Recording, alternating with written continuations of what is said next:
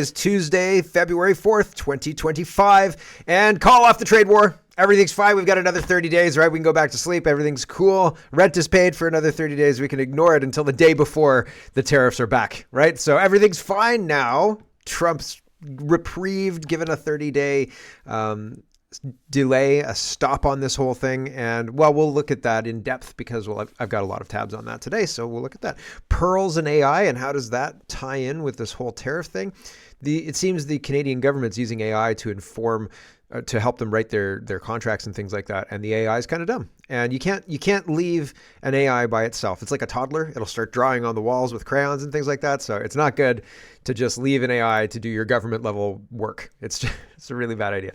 Blasphemy laws in the UK, we'll finish there because, wow, they're coming out with how to deal with Islamophobia and a whole speech kind of framework around Islam. And that's interesting, especially because it's the United Kingdom.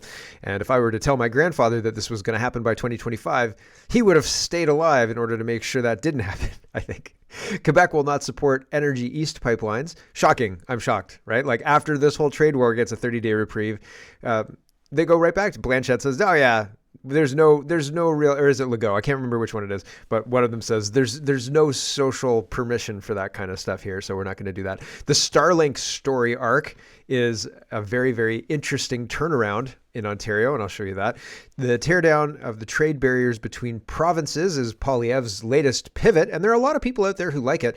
I think it's common sense, to borrow the Conservatives' talking point. It makes a lot of sense to do it. It's an easy win. It's low-hanging fruit, and it gives Poilievre something to speak strongly about.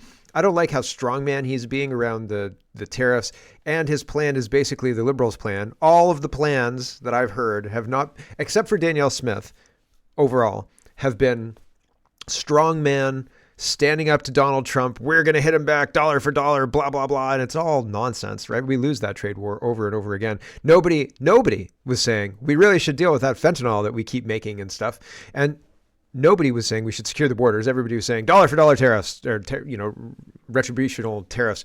And that's not how you solve this problem. And I thought that Trump was just going to roll this right into the acquisition of Canada because that's kind of his MO. And when I show you the video of Trump, and we're almost there now, you'll understand why I think this is still on the table. Although somebody's stopped this a little bit. The reactions around the world or whatever of his fast movements are, I guess, giving him pause.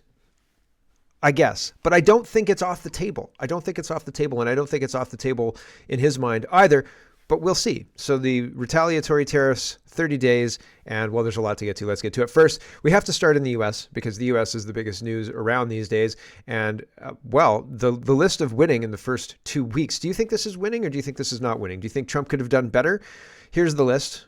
Constitutional Gators says, and still Democrats complain every day. They will never be happy in their lives. Let this sink in. 2 weeks in, Mexico caved, Panama caved, Colombia caved, Venezuela caved, Canada caved. Panicking, but we cave now. We've been trying to cave for weeks. Trump has just ignored us, okay? Mass deportations, hostages are home, DEI programs ended, bureaucracy slashed, FBI purges are underway, USAID funding canceled. Oh, we're going to talk about USAID. I didn't even talk about USAID in the pre-roll. Gender ideology eliminated, Doge already saved billions. We've got a couple of Doge things as well to tell you about. 51 intel agents lost their clearance, border crossings down by 93%, reservoirs filled up in California, just to name a few developments. And right, it's been very impactful. There's been a lot of things happening in the last 2 weeks. It's different than the first term. Trump's first term, he was very much like a regular president would be. He kind of let the deep state lead. If there's two dancers, Trump's one and the deep state's the other, and he allowed them to lead like other presidents do. You walk into a job, even MPs do this. You walk into a job recently elected, the bureaucrats tell you what to do until you figure things out and assert yourself, right? And most times some people just let themselves be led, right? And so that's interesting. Here's Trump's press secretary talking about the winning, and the White House says promises made, promises kept. This is an overview of 2 weeks from the White House themselves. Here we go. We are 2 weeks in, and President Trump is already delivering big wins for the American people. Let's go through the facts. On the border, President Trump declared a national emergency, deployed the military, ended catch and release, and reinstated Remain in Mexico. And already, illegal crossings are down 95%. We are resuming construction of the border wall, and Colombia's president is now offering his own plane for deportation of illegal Colombian immigrants. On the economy and energy, President Trump unleashed American energy, declared a national energy emergency, and killed Joe Biden's radical electric vehicle mandate. Wall Street is booming, AI investments skyrocketed to $500 billion, and there's $20 billion flowing into U.S. data centers across our country. President Trump is restoring law and order. He labeled the drug cartels as foreign terrorist organizations, and he is deporting criminal illegal aliens, and he signed the Laken Riley Act into law. Draining the swamp, President Trump signed more than 45 executive orders. DEI has been purged from the government and our military, and lazy federal workers have been ordered back to the office. And when it comes to free speech and transparency, President Trump took 12 times more press questions than Joe Biden did in a week, reinstated 440 silenced journalists to the press room, and ended government censorship. Promises made, promises kept, and we're just getting started. There you go. And the only thing I don't like on there is the amount of money being put into AI. I think that that's probably wrong-headed. China uses it for policing their 15-minute cities. China uses it for policing their social credit scores. I don't know that we need AI at that level. They use it for trading. It's used at all sorts of levels. It's used in the Google search now. It's used in Google's AI responses. Google, the assistants. I'm sure Amazon is trying to integrate it as well. I don't know what level of integration it is, but they changed. You used to have on your phone the Google Assistant thing, and now it's an AI assistant. It's Gemini now. It's not the old Google Assistant, so that's weird. So it's interesting to me that this seemingly, well, it's like a business tool being really kind of, it's like the government funding tractors, kind of like in a pre-industrial society, or funding industrialization or something like that. Is that a good comparison, maybe? And I think that, again, I don't know if it's the right thing to do. And I think that I work with AI. Like I try and use it for, making businesses and things like that. There's all sorts of guides and things like that. And I find it interesting and fun to do, to see what its capabilities are. What can it actually accomplish? Can I write a children's book? Can I write a full novel? Can it help me write a novel? Can it make me better at what I'm trying to accomplish? And like, by and large, sometimes, yeah, it's really cool. And other times I'm really underwhelmed by it. So I don't know. Trying to write a children's story using AI and like the AI to write the story and AI to draw the pictures, difficult to get the same character in different situations, right? The character will look too different and you can't use it in the same thing. And if you train it, you show it a whole bunch of like, this is what I want you, this character is the one I want you to use. It's still inconsistent, or it has been for me.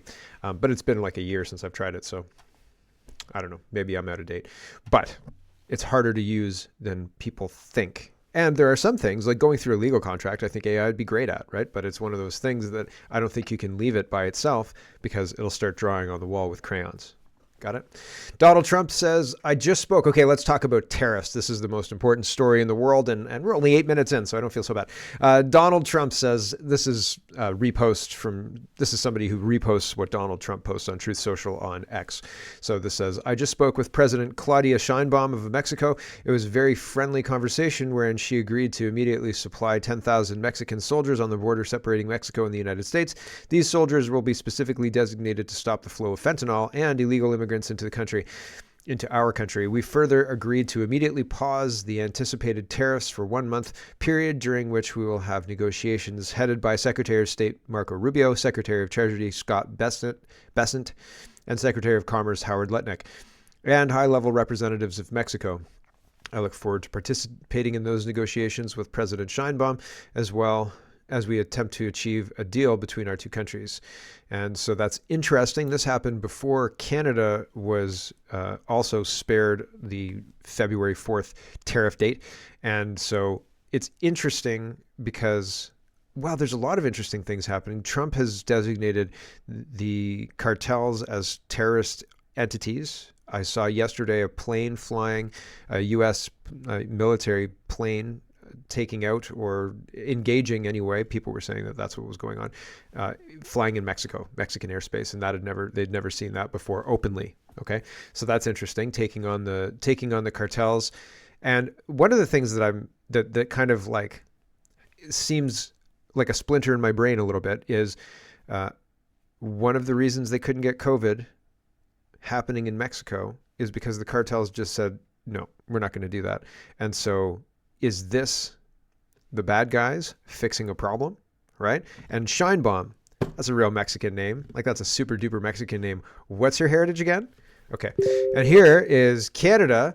Gunther says, this is Trump talking about what he wants for Canada. This is yesterday. This is just before Trump took the tariffs off or gave us a 30-day reprieve. And you let me know what you think, but I think it sounds like 51st state is still on the table. It's more at the end than at the beginning, but it's only a minute and a bit. So like it's not long. To me, the end of this, I think that he's been told by some people, what you're doing is too fast, so you need to slow down. That's my gut feeling on this. I don't know. I'm not a Trump insider or anything like that. I'm just some dude in my garage. But to me, this is not a man who is like, okay, we won't do the 51st state. Now, it's one of those things that maybe will just disappear. Like the drum beat of this seemed really, really like ramming speed. You know, we were ready to go. And now it seems kind of the wind taken out of those sails anyway. But it seems like Trump could be convinced and it could happen real quick. Here's Trump. That he could agree to change your mind on the tariff? Well, we can always, but look, what I'd like to see, Canada become our 51st state. We give them protection, military protection. We don't need them to build our cars. I'd rather see Detroit or South Carolina or any one of our Tennessee, any one of our states build the cars. They could do it very easily. We don't need them for the cars. We don't need them for lumber. We don't need them for anything. We don't need them for energy. We have more energy than they do. We don't need them for energy. So I say, why are we doing this? Why are we willing to lose between $100 billion and $200 billion a year? We don't need them. As a state, it's different. As a state, it's much different. And there are no tariffs. So I'd love to see that, but some people say that would be a long shot.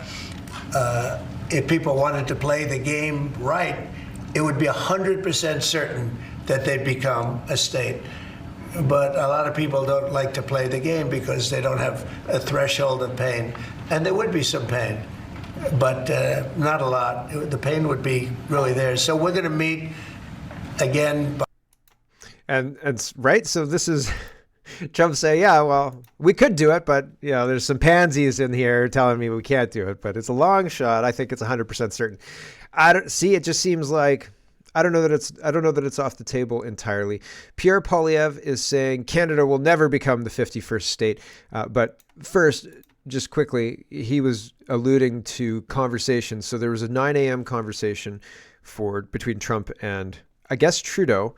And then there was a 3 o'clock conversation. So the 9 a.m. one happened. There was no joy, no solution. And then after the 3 o'clock one, there was a solution. I think the difference was fentanyl czar. I think there was a coordination missing. I think that was the piece that was missing. So here's chat news. They say live updates, Trudeau calling with Trump after Mexico avoids tariffs for now. So after the 9 a.m. call, then the Mexico announcement. So Canada's twisting in the wind from whenever the Mexico announcement was made, which was like 10:30 in the morning, till 3 o'clock, 4 o'clock in the afternoon when Trump announces, or even later, I think it was, when Trump announces no tariffs, right? Until another 30 days. Now, why would Trump do this? Why would he do this? Why would he wind us all up like this and then back off at the last minute? Well, if you go into a full-blown trade war, you lose your leverage because now you're in a war, right? And he's the enemy, he's the bad guy. But if you're working towards a solution, if Canada's dancing to your beat now, you're in charge, right? And so Trump got what he wanted. Canada mobilized. And as I said, Canada's been trying to bend the knee for weeks now. We've been trying to do everything we can do. And I'll go through this plan that Trudeau has agreed to with Trump in just a minute. but it's essentially everything that's already been announced. All of the $1.3 billion on the border, Black Hawk helicopters. The only things that are different are Mexican cartels being designated as terrorist organizations and the fentanyl czar. Okay, so that's really it. That was the clincher for the deal. Everybody's kind of saying, well, it's everything that was already announced except those two things, right? And so that's, I think, the difference. But it's interesting to see because now Trump maintains his control of the situation rather than going into a trade war, rather than plunging us into this whole uncertainty.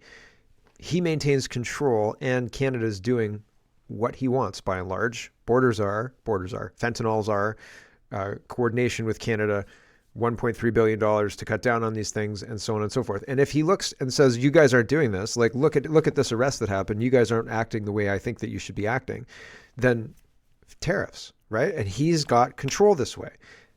Full-blown trade war, he doesn't have control. This way he has control. This is I think his motivation. Do I think 51st state is like next week? No. 2 years? We'll see what happens. Right? I think Trump's giving us time. I think Trump's giving us time to develop our resources and things like that. This is Poilievre. I'll just have him say we'll never be the 51st state, because that's why I want you to see this. Trump is saying, I want them to be the 51st state for a whole bunch of economic reasons, for a whole bunch of defense reasons, for a whole bunch of this. We don't need them. They need us, basically, is what Trump's saying. And Poilievre says, we'll never be the 51st state. But he then goes in to explain that the Liberals have weakened Canada to put Trump in a position where he could buy it. And he says, I'll reverse it. But you need time for that. You're like, listen, barbarians that are at our gates, please stop. I'm 6 turns away, and I'd really rather that you not take Canada while I'm all the way over here and not able to defend anything at all. And it's going to take me 8 turns to build any kind of defense force for my city, and you're going to take the city in 4 turns. So please stop while I build pipelines east-west and diversify our trade away from the United States. Like, you'd have to call your friend who you're playing civilization against, and they'd have to like you in order to do that, right? If you're playing a game online against somebody who's intent on winning, and I think Trump's intent on winning, then they're going to keep attacking your city and they're going to take it. So I don't understand the pause by Trump, because all he had to do is continue. Like, I'm not even being funny. Like, all he had to do was continue, and like, Canada has to bend the knee. We have to do what he says. And like, people would be upset about it, but I think that we're economically that weak. And again, I'm not saying I want him to do this. I want to move into the United States and become a part of the United States, although I think that solves a lot of problems. I'm saying I don't understand the move strategy-wise from somebody who seems to want to win and who has said, I want Canada to be the 51st state. I don't understand the pause here to give us time to catch up. If that's what he wants, why isn't he going for it? Seems weird. That's all. Anyway, here's Poilievre saying, we will never be the 51st state. And I don't know that he's right about that. Here we go. C managed to get in here again. I'm CP. All right. You didn't say anything about annexation. Is any of your border plan to protect against America coming over the border to annex us? Canada is an independent country. We will never be the 51st state, and we will have a strong and independent country. And by the way, my Canada First plan will make us more independent and less reliant on the Americans, unlike Mr. Carney, Mr. Trudeau, who have made us helpless facing the Americans. They blocked pipelines, blocked LNG plants. They made us totally helpless on the Americans. And frankly, if I have some advice for President Trump, I'll tell you what it is.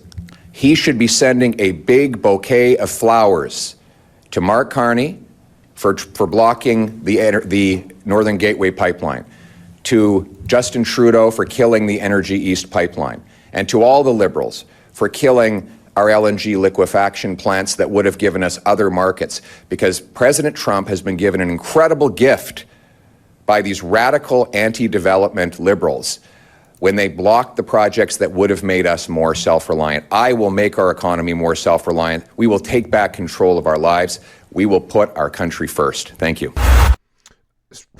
See what I mean? Right? He's that mean Trump. He's going to give us a chance to build all these pipelines and things to get us caught up, because he's going to send flowers to Mark Carney and Justin Trudeau, who created a situation where we're helpless to stop them doing whatever they want. That's weird. It's weird. It's a weird way to frame it. If it was me, I'd frame it like Canadians should be angry at Mark Carney, Justin Trudeau, because Mark Carney's plan, Justin Trudeau executed it, Chrystia Freeland and so on. Canadians should be angry at these people for putting Canada in such a weak position. If I were in that position of running Canada, well, when Stephen Harper ran Canada, we weren't in that weak of a position. And if I was running Canada, I wouldn't put us in that position. The whole sending flowers to Trump thing is a weird way to position it, and it doesn't resonate. So, and I think he knew it as he was laying it out. He kind of got back, but it's a rare misstep because he usually is very polished. Anyway, I digress. This is Power and Politics talking about this whole thing. And it's the public safety minister talking about this has been weeks in the process, and we've been working real hard, and the whole thing is they had to listen to Trump, and it doesn't seem like they were listening to Trump. It seemed like on the Canadian side of watching this debate, they were saying, "Look, we're going to be real strong against Trump," and that's not working with Trump to fix things, Here's this Power and Politics exchange. Tell us how this happened. I mean, there was a 9 o'clock phone call, then a 3 o'clock follow-up roughly. Was there a demand put on the table and then it was responded to in the later conversation? How did it go today? David, this has been in the works for weeks. We've been corresponding, working with our American counterparts. Melanie Joly, the Minister of Foreign Affairs, has been leading group after group, delegation after delegation. My colleague, Minister LeBlanc, I was in Washington last week meeting with the border czar and other officials from the White House and Congress. So we've been working on some of these elements for weeks.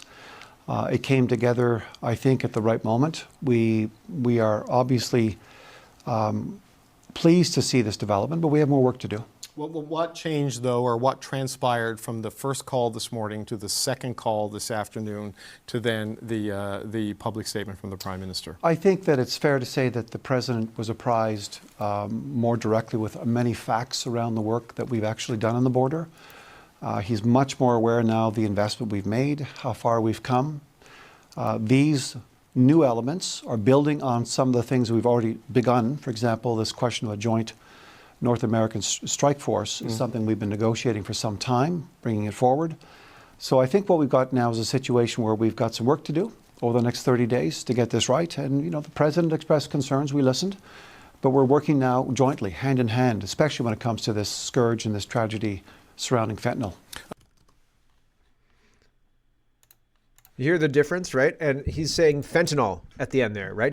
They're not talking about securing the border necessarily against illegals, which has dominated the conversation, but fentanyl. And that's dominated Trump's ask, right? Trump was at the beginning of the ask about the tariffs was saying secure the border and then fentanyl. And then at the end, he was very focused on fentanyl and he dropped the border ask almost completely from his public comments. And that's interesting.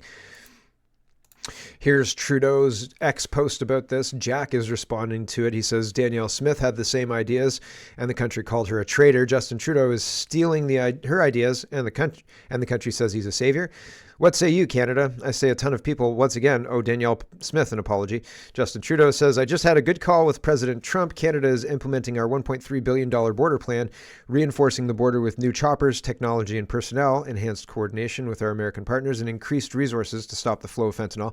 Nearly 10,000 frontline personnel are and will be working on protecting the border. In addition, Canada is making new commitments to appoint a fentanyl czar. We will list cartels as terrorists, ensure 24/7 eyes on the border, launch a Canada-U.S. joint strike force to combat organized crime, fentanyl, and money laundering. I've also signed a new intelligence directive on organized crime and fentanyl, and we will be backing it with $200 million. Proposed tariffs will be pushed for at least 30 days while we work together.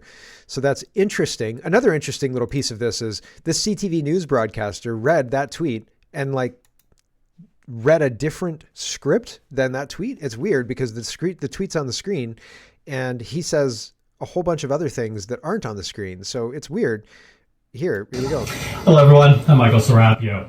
The deadline for those threatened U.S. tariffs have been pushed back. Late today, the Prime Minister sharing this message on social media saying, quote, I just had a productive call with President Trump. Canada is implementing our $1.3 billion border plan, strengthening the border with new helicopters, new technology, more personnel, increased coordination with our... Just in that thing alone, he's added productive call with the president. Productive's not in there.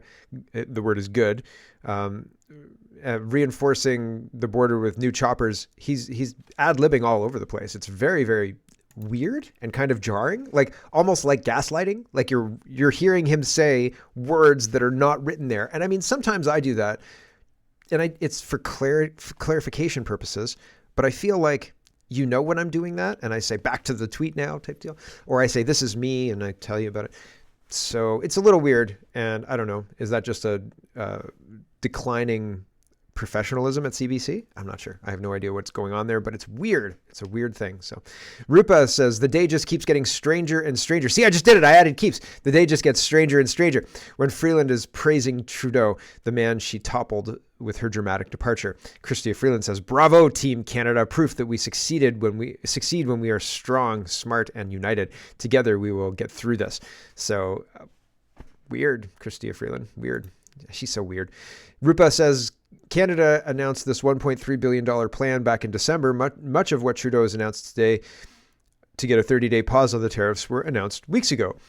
Joint Strike Force 24/7 surveillance to detect and disrupt the fentanyl trade, etc., announced by Canada back in December. Same thing Trudeau recommitted to today. And I think the only difference is the czar and the designation of the Mexican cartels as terrorist groups is the thing that put them over the goal line, I guess. Danielle Smith says, I'm greatly heartened to see the U.S. President Donald Trump and the Canadian government have agreed to a plan to crack down on fentanyl trafficking and other illegal activities at our shared border. The appointment of a Canadian fentanyl czar with authority to coordinate a massive joint effort with the United States to target fentanyl traffickers is something Alberta has been calling for since it became clear in our discussions with the United States elected representatives and administration officials that this would be a critical part of reaching a deal to avoid tariffs.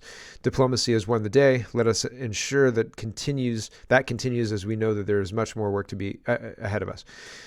I once again call on our federal government officials and fellow premiers to de-escalate rhetoric, abandon any non-tariff measures for the time being, and turn our efforts entirely to advocacy and good faith negotiation. There are so many win-win solutions on trade and security between our two nations. Let us turn this crisis into an opportunity to find them for the benefit of Canadians and Americans. If we became the 51st state, would America absorb our military, or would you have to reapply? To this end, I'm preparing to return to Washington, D.C. next week with my fellow premiers to continue our diplomatic efforts, and will again return to D.C. later in the month to attend the National Governors Association. So there you go. And that's interesting. Odessa says, now that Canada has promised Trump a fentanyl czar and also promised to label cartels as terrorists, does that mean that BC's Bonnie Henry and the NDP government will go to jail for fentanyl dealing and terrorism? So fingers crossed. Steven says, wait, what? Canada just said it's appointing a fentanyl czar. How do I apply? I'd do it for free as long as I get the dope AF title. Heck, I'll throw in the model I gave to another government to flag suspicious transactions that FinTrack can use. So he wants to do it. And it's funny, he's been putting up a lot of information. All I know about him is his Twitter account, and I'd hire him based on that account. So there you go. He'd be a good pick. Some of the CBSA whistleblowers we've had, the Canada Border Service Guards, the one guy who was a whistleblower during COVID itself on the hotels, and the other guy more recently from Quebec talking about how he was flagging things and he was being told that that wasn't the way to do things. If I was that guy, the French guy, I don't know what happened to the other one from COVID times. Maybe he went back. Maybe he went down to the United States. Maybe he went somewhere else. But if I was the French guy, I think I'd go to Donald Trump and say, "Hey, Donald Trump, this is how you need to fix CBSA. This is an insider's perspective. This is how terrible things are." I'd make an appointment. I'd say, like, "Dear Donald Trump, would you like to see me? These are my credentials. This is the insider stuff." I'd CC Vivek Ramaswamy and maybe Elon Musk. I don't know who else I'd CC, but I'd do my best to get like that information to Donald Trump himself, because it seems like he could put pressure on the Canadian government to get them to do what he wants. They didn't want to shut down the fentanyl labs. They didn't want to shut down the border. And I mean, I'll believe that they shut down the border when I see it, but if they don't, Trump's going to action the tariffs in 30 days. And if we squander these 30 days, Trump's going to action the tariffs. So like, I mean, it's a smart strategy ultimately to make sure people do what you want them to do, right? And continue to dance to your beat, right? So Canada's now on that track. And if Trump says, "Hey, I heard about this whistleblower guy and this is what he said, fix it, Canada," or, you know, Tariff City, right? Like it's better than "I'm going to nuke your cities because this is plausible." Like he could actually do this and it would screw us over completely. And everybody knows it. Everybody knows it to the degree that Canada's been trying to bend the knee for weeks, right? So anyway, I hope this guy gets it. If somebody was saying if they give it to Bill Blair, like, shucks, darn, missed opportunity. If they give it to Bill Blair, tariffs that day, like, and double tariffs on Bill Blair himself. Like, we're sanctioning Bill Blair. Ryan says, anyone else feel like the hysterics we just witnessed from Liberal and NDP supporters over the possible tariffs feel like COVID times? They all succumb to a mass formation psychosis within days. Yeah, says Chatterbox Muse. And why didn't they mention this? So she goes through all the things that they had previously committed to in December. And again, I say there are things missing that happened today. The fentanyl czar, the coordination, and she says there was enhanced coordination, but I think the fentanyl czar, like a person themselves, is part of the ask, and the Mexican designation is part of it as well. So I think that that's really the difference. But I think that it's interesting that there's so much of the quote unquote plan in place in December, right? Trish is highlighting that Mark Carney's going on CNN and BBC a lot recently, actually. And I've noticed a lot of BBC pieces being run trying to undermine Trump. And that's weird because, like, I guess they're losing control in the United States. Nobody's listening to them. So they're using BBC to attack in a proxy fashion. I'm not sure. Trish Wood is responding to Mark Carney being on CNN. I think this one's CNN. And they're calling him an official, and that's weird. Yeah, this is CNN. And Trish Wood says, there's so much wrong with this. CNN calls an unelected globalist a Canadian official, yet he holds no office and has not received a single vote. Carney himself then goes on to insult Americans on behalf of our entire country, for whom he does not speak. After a clip of JT virtue signaling his contempt for our neighbors, I feel like I'm on an acid trip right now. And so this is 4 o'clock. So the tariffs had not been removed at this point in time, and they're talking about, well, I don't want to listen to Mark Carney, but maybe we will. 222 Minutes says, the same idiots telling us to boycott American products is on an American television network, while Canadian legacy media gathers dust. Right? So here's Mark Carney insulting people. We'll just listen to the last minute. Approach to international relations. We're not the superpower. We're looking to support it. So we are quite different. But look, we love America. We love Americans. This is, as I say, one of the greatest relationships in the world.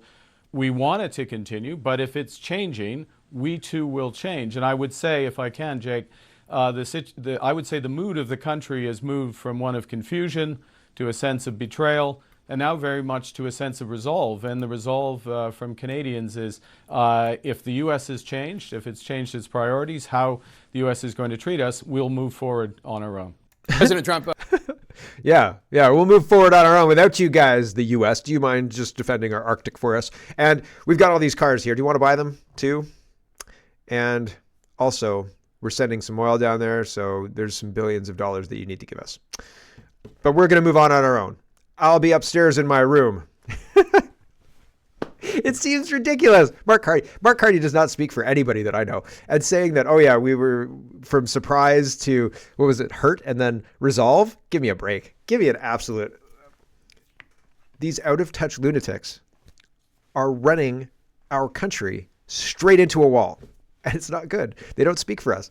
Here's Elon Musk saying ho-hum about a $100 million contract that Ontario canceled. So I don't think that we've got the leverage we think we've got. So yesterday at, noon, 12:45 p.m., Elon Musk says, oh well, to Mario, highlighting Ontario cancels $100 million Starlink deal as Trump's 25% tariffs loom, right? Ho-hum, says Elon Musk, I don't care. And Catchard says, how much of a moron does this clown look like now? Post-millennial says, Ontario rips up contract with Starlink in retaliation against people hell-bent on destroying Canadian economy. So we'll destroy the Canadian economy faster for you. What? And yeah, Catchard is like, when you get noticed by Catchard, right? That's like international press noticing Canada. Not really, just in the political sphere. John Fraser says, do you have any Scotch tape for that Starlink contract? Doug Ford says, we have some good news. We've temporarily averted tariffs that would have severely damaged our economy, giving time for more negotiation and time for cooler heads to prevail. Thank you to the countless workers, union leaders, businesses, and everyday proud Canadians who rallied together to make this happen. Hard eye roll. I'm not on the Doug Ford train. He's made too many missteps. Colin DeMello is announcing this. The freshly canceled $100 million Starlink deal is now back on. A single day double reversal. So, I mean, unbelievable stuff happening. And like, I guess that's good for the consumers, but Doug Ford should have really chilled out a bunch, like a whole lot, really. Here is Ryan. He says, hopefully cooler heads prevail. Says the guy who ripped up agreements, pulled U.S. liquor from the LCBO, spoke of cutting off their energy. Doug was going nuts. He's losing it. Yeah. So, and he says, cooler heads prevail. We mentioned between President Trump and Justin Trudeau. Do you have any indication of what happened? Not yet, but we'll find out shortly, and hopefully cooler heads prevail. You know, this is the last thing that Canada wants, and it should be the last thing that America wants. We're the two closest allies in the world, you know, closest friends in the world, and I think the only people that win is China. Why? Conversation. We're so close, super close friends. We could be brothers, or, you know, it could be a state or something. I mean, never mind. What? Polly, Amazing Polly is talking about AI, and basically the too long didn't read because it's a little bit long, is that AI, she says, so we found another failure of artificial intelligence to properly parse information. The category for the import of gold used on the Canadian government includes pearls and gems. The gold mines have the word pearls in their names. The Google search AI put 2 and 2 together and came up with a crap sandwich. So essentially, she says, another AI fail coming in hot. According to the Government of Canada's publication on trade with Nevada, one of Nevada's main exports to Canada is pearls. Pearls from oysters? Nevada's a desert, right? I asked Google if Nevada produces pearls. The Google AI result is telling me that Nevada produces cultured pearls and has 2 pearl mines. Pearl mines? Okay, am I losing my mind? Where do pearls come from, Google? Are cultured pearls some kind of mined pearl? No, that's not it. I can't find any indication that Nevada has a middle-of-the-desert cultured pearl operation either. I don't think it can be done in artificial ponds, although please correct me if I'm wrong. Is Nevada culturing pearls and exporting them to Ontario? Either way, Nevada doesn't seem to have any such business running. So what was Google AI search talking about? Is it correct that there are pearl mines? Remember, it said that Nevada had 2 mining operations involving pearls and named the Isabella Pearl Mine and Pearl String Project. What are they producing? Gold. They're producing gold, of course, right? And then, so she says, the moral of the story is never trust AI to give you correct information, ever. Always double check, or if you're smart, don't even refer to it at all. What a dangerous waste of time it is. Yep, it's really something. It's very, very interesting. All these people thinking AI is going to take over. I don't think so. Here's Dennis Matthews. So this is kind of tangentially related. It's just, I thought it had to do with the AI being used for sorting through the counter tariffs, but this isn't counter tariffs. This is just a government report talking about exports from Nevada. So I got it mixed up there. Apologies. But I still think it's interesting, and it still leads to the idea that the government is using AI to bolster their work, or somebody in the government's using AI to bolster their work. So that's interesting. Dennis says, yikes, what purpose could an interview like this possibly serve our country? This is Bob Rae talking crap about Donald Trump. And like, it doesn't help us. I think this is probably a bad idea. And on the heels of all of the bad diplomacy we've had up till now, this just compounds it, right? Here we go. We've had an ongoing discussion here. Yep. Mr. Ambassador, has your opinion of President Trump changed from when he first came to office in 2016, 2017? My personal opinion? No, it hasn't changed. Yeah. Because you wrote in 2017 that the determination of many world leaders to try to normalize this leadership has to be brought to ground. He should not be welcome in our country. Speaking about not welcoming the President of the United States to Canada. Well, first of all, I made that comment when I was in private life. We've all said different things in private life, but if you said, has my opinion overall changed, I would say to you very directly that the concern that I think all Canadians have, it's not a personal thing about President Trump. The concern we have is that we don't want the administration making and taking decisions that are going to create insecurity, uncertainty, and real collapses in the market. In a way that's quite arbitrary. Yeah. And that's why we're trying to have a reasonable and sensible discussion, and that's the kind of discussion we'd like to have, and one that's respectful. And by the way, we're not the 51st state. We're a sovereign, independent country Our leader deserves to be treated with respect, and we deserve to be treated with respect, and that's the way we want to proceed. Well, good luck with that. Good luck with that, Bob Rae. There's a lot of interesting things going on there. The whole soreness around being called the 51st state. If you don't want to be called the 51st state, diversify your products, build pipelines east-west, serve your own oil fields and refine the product, build the capability. If we don't have the capacity and we rely on the Americans to refine our oil and send it back to us, what would you call that? Like, don't be sore about it. Change it if you don't like it. But having it pointed out, like if you're at 250 pounds and you like your donuts and your pizza, cool, man. Like, don't get sore when somebody points out that your pants are tight. You know what I mean? Like, if it quacks like a duck, maybe it's a duck, right? So if you get sore about it, I mean, jeepers creepers, like, get it. Hello, everyone. Thanks very much for watching. This is just a short version of a longer show. If you'd like to get the whole show, you can go over to CanadaPoly.com and sign up for a subscription. Just look in the drop-down tab for Shop and Donate and look for subscriptions, and you'll get immediate access to the full show. Love to see you. Thanks for watching, everybody. Have a wonderful, wonderful